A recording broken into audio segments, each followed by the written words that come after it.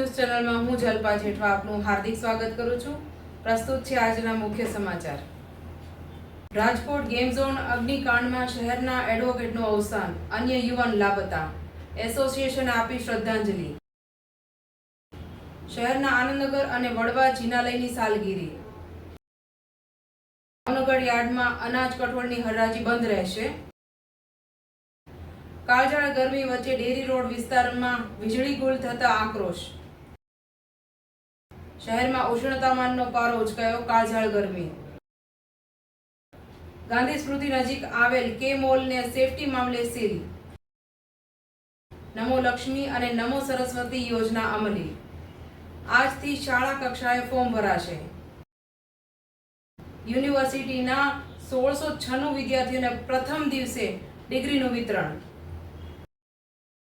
શહેરના Annapurna dining હોલમાંથી 37 gas cylinder મળી આવ્યા, ડાઇનિંગ હોલ સીલ.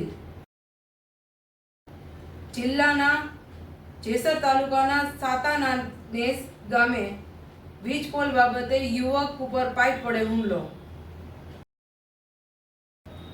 બનાવટી દસ્તાવેજના ષડયંત્રમાં બંને શખ્સના ઘરમાં પોલીસે લીધી ઝડપી. બોટાદ શહેરમાં વીજ કાપથી લોકો ત્રાહિમામ, અધિકારીઓની ઉદાસીનતા સામે ગ્રાહકોનો આક્રોશ.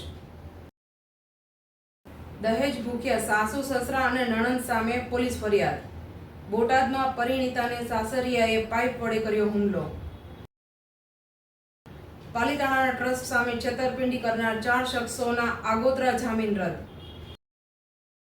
અમરનાથ યાત્રા માટે 449 યાત્રાળુઓની આરોગ્ય ચકાસણી. બંગાળની ખાડીમાં લો પ્રેશરને લઈ ઘોઘાના દરિયામાં કરંટ.